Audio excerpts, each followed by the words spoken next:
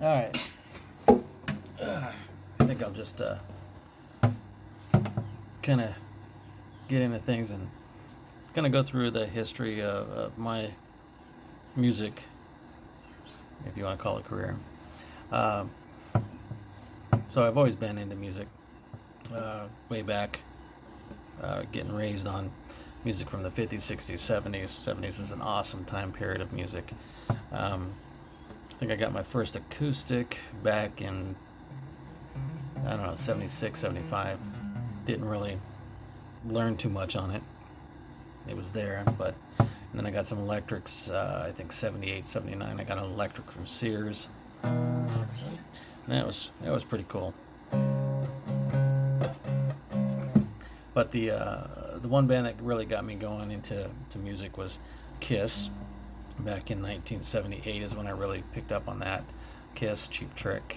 Those were two of my favorite bands back then.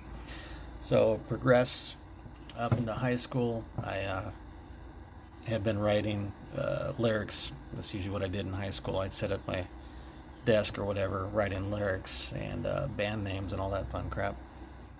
And there was a band, first band was in high school called Midway, and we did covers, cover tunes with three other guys from high school. It was their band. I joined it, never went anywhere with it. Did a handful of rehearsals, I guess. And then I think my junior year, I think it was like 85, I think, some more people from high school. Actually, there was Tony, he's a friend on here. Paul, another friend on Facebook. And Brian Farrell, Paul Childs, Brian Farrell, myself, Tony Mason, and Christian Baptiste. I think he's still a friend on my Facebook. We started a band called Stranger. That didn't go anywhere. I think we rehearsed a couple times, had some original songs that just didn't fly, didn't go anywhere. And so all that was fine and dandy. We did that. Senior year came, started looking for bands outside of my normal high school area. Tried out for a few. That didn't go over well, didn't make those.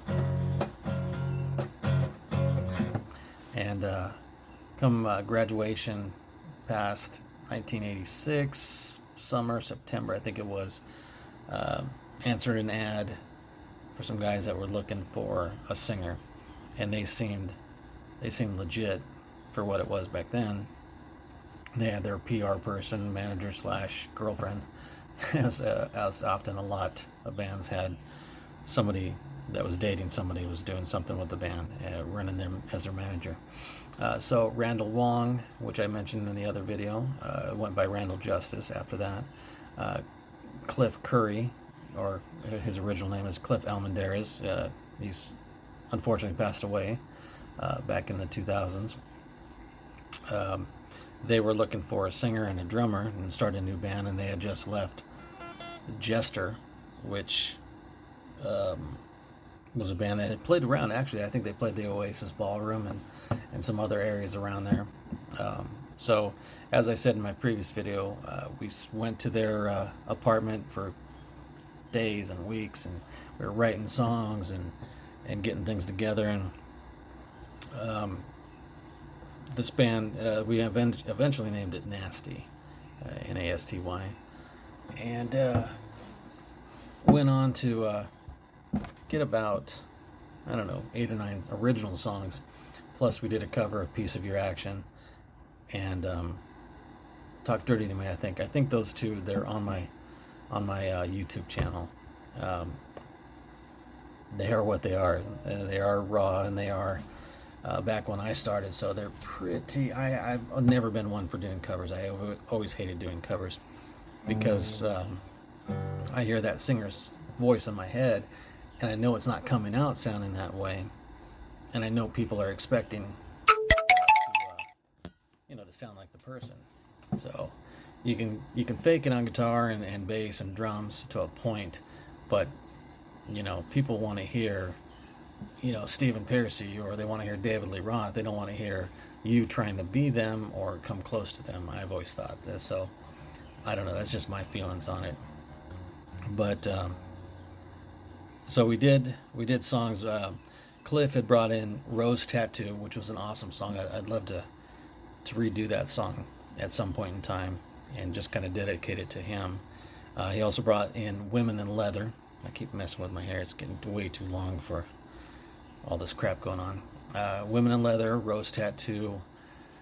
I brought in Take It or Leave It, a different version of Vixen. I have a Vixen song that's out nowadays.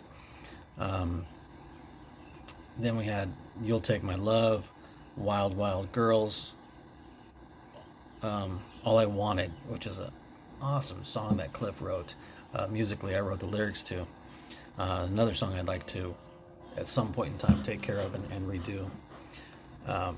So there's those, and we went on, and things started to get strained with Randall because we were trying out drummer after drummer, and we just couldn't nail any down. We had this one guy that we met. He said he was the original City Kid drummer, and we just weren't vibing that. Man, he was a lot older than us at that time, and just didn't like his attitude.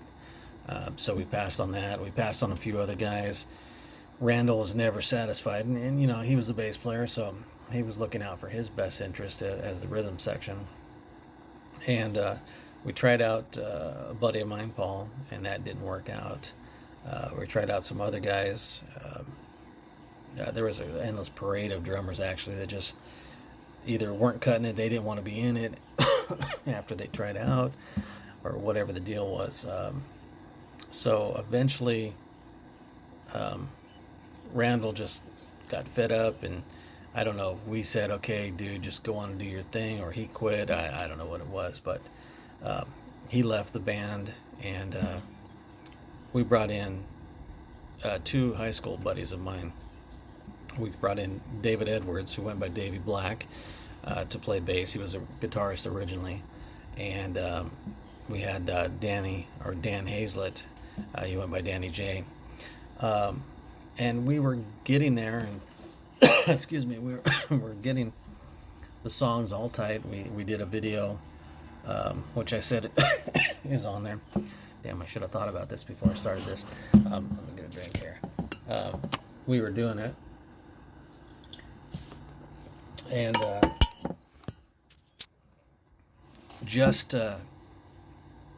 I thought we were ready to go, and Cliff was not buying it. He was like, no, we're not ready.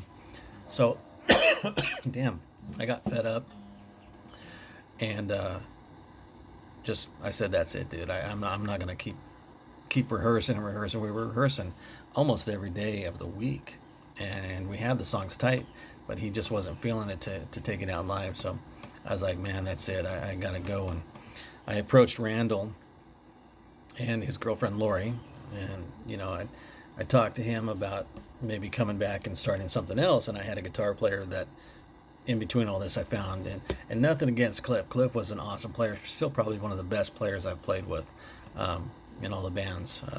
And unfortunately, he's passed on. But I had another guitarist that I had found in Sacramento called, his name was Johnny Mills. I almost said Johnny Edwards. Johnny Mills was his name. And brought him in. I said, Randy, let's go check this out. Johnny and I had written 4 songs that would later become Justice songs. And one was called I'm Falling. What the hell were the other ones? I'll get to those later. But at the time, we just had 4 songs that we were going to go in and show Randall what we had come up with. And Randall liked them, but he was in the middle of this other band that he had. And at that time, it was called La Rock, or LA Rocks. La Rocks is what it was. And it had Stan he was singing, and his brother on drums. His brother, by the way, we tried out for Nasty, which I guess he wasn't into that, but he liked Randy. So when Randy split, he went and got Randy. So Randy came back to me and said, "Look, I think I've got a band that you'd work in, and they're looking for a singer, but it's a hush hush thing." So I'm like, okay. And he said, "I'm going to take Johnny as a second guitarist in the rock," and he joined Randy Valdez on guitar, and Randy's also passed too. Randy Valdez, not Randall Justice, but Randy Valdez passed some years ago, and so they took me. They had me come over to the house, and there was a party going on at this one band's house. So they got me, did my hair up. It was like way the hell up there. There's pictures out there, and we went over to what was called the Pit, and it was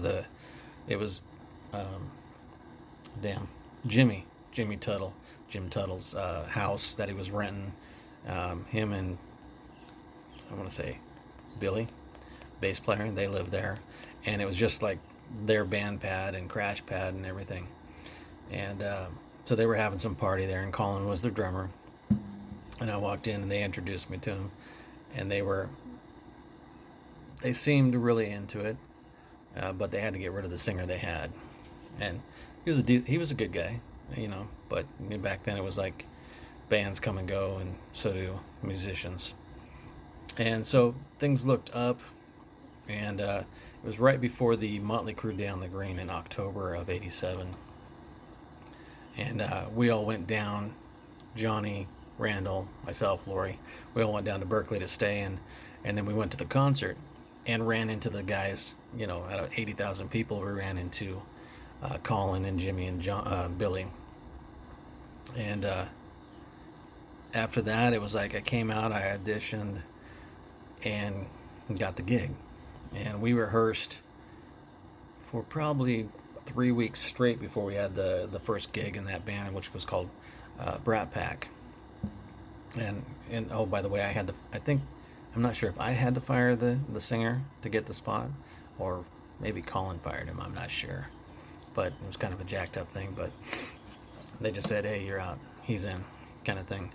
And so we ended up rehearsing at a restaurant called Vince's out in Elk Grove after hours. And we had a bunch of songs, and Jimmy had some cool songs. They were catchy. Love at First Bite. I think that was Love at First Bite or Love at First Sight. I think it was Love at First Bite, because it was a play on words. And I have a audio tape of rehearsals somewhere, but I can't remember much of the other songs. But I do remember they were catchy. And but as would come to be, for whatever reason, you know, some people say I'm hard to work with, which, I mean, I'm driven at what I like to do, and I don't like to fuck around on shit. So, you know, Jimmy and me didn't get along, and that was clearly and present. We could see that, and it all kind of came to a boil the night we had the only gig I played with him. And I remember somebody saying he flipped me off when my back was turned, and the whole crowd seen it. I don't know, but yeah, I didn't care for Jimmy that much. I still don't. I'm sure he knows that, and I don't think he cares much for me, which is cool. I mean, no water, it's all water on the bridge.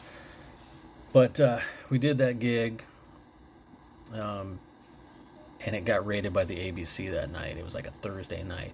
Got raided. Just the place went down, and I was there till 2-3 in the morning, because this is '87, no cell phones, nothing like that.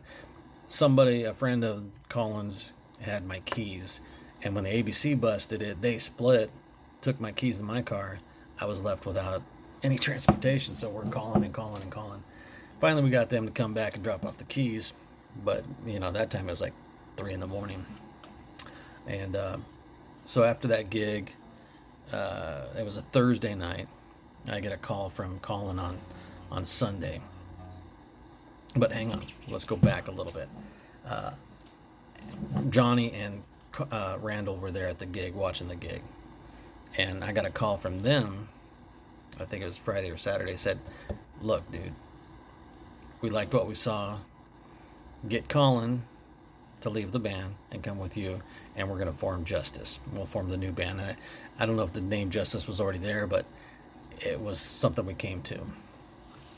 And I'm like, cool. I'm like, I have no problem with that.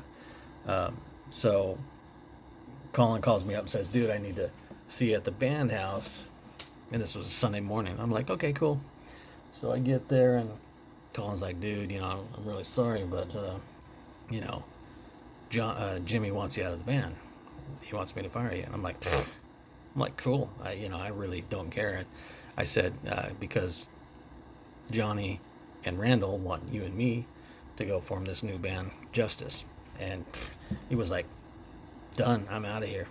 So right then and there, I was fired, he quit. We went and we formed Justice.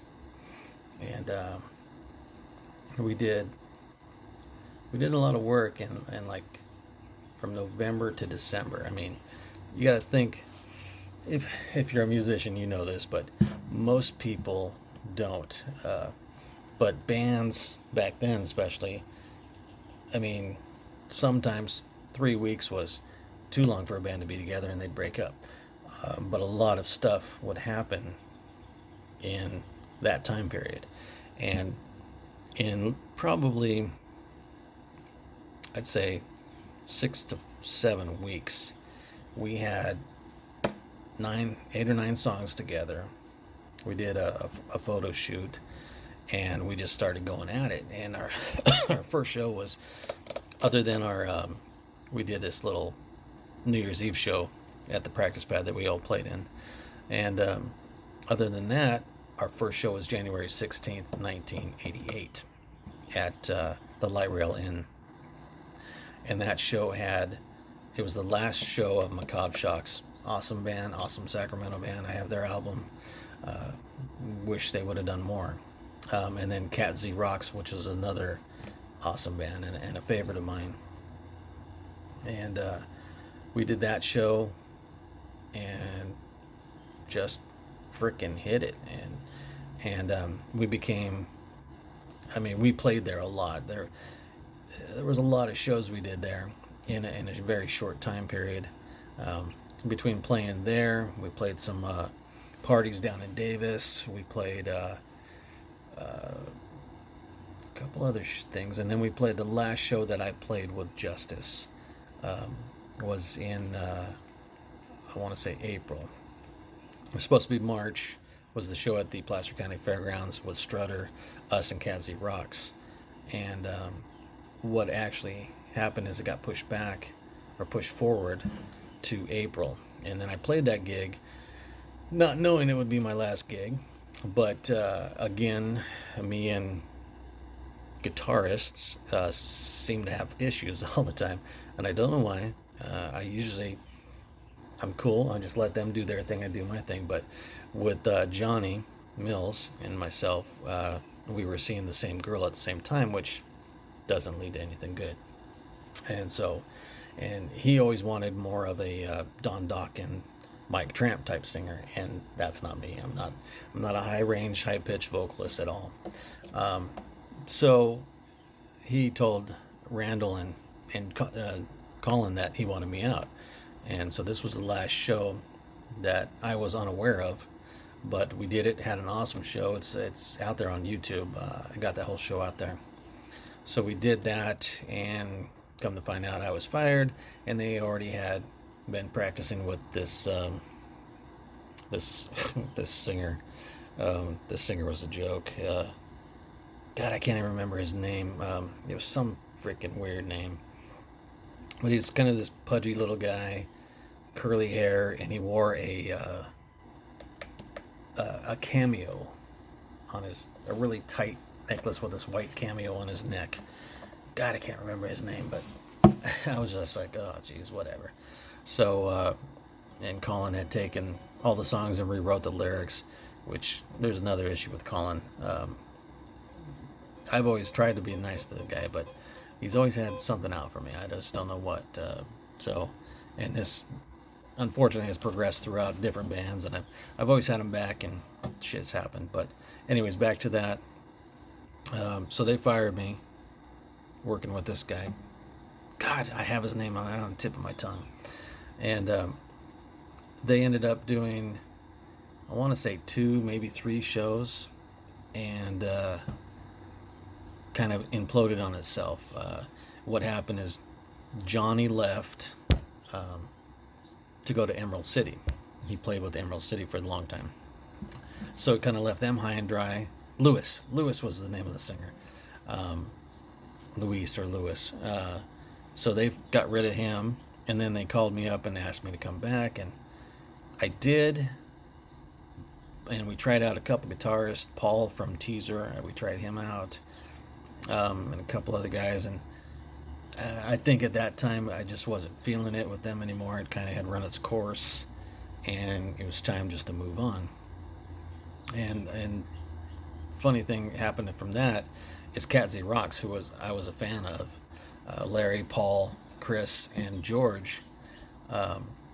They had found out that excuse me, that I was fired, and Larry, I don't know if everybody was on board, but Larry approached me, I think it was, and he's like, we want you to sing, in Cat Z Rocks, or whatever. It ended up becoming Widow is what the name of the band was, and we didn't use any Cat Z Rock songs, which was unfortunate because those were some cool ass songs. But they fired, let go, whatever you want to say, George, and I became the singer that went on to become Widow. And that was a whole thing. Maybe I'll stop it there. We'll get back into it with Widow. And I'll start talking about that. So that was, so I'm stopping about say June of 1988, I think is where we're at. So more later. I'm going to put this out there. Check it out. Otherwise, new music, Cry Envy. It's out on every digital site you can find. It's on YouTube as well. Just look up Cry Envy. And you can also purchase it or just listen to it for free. All right. We'll see you.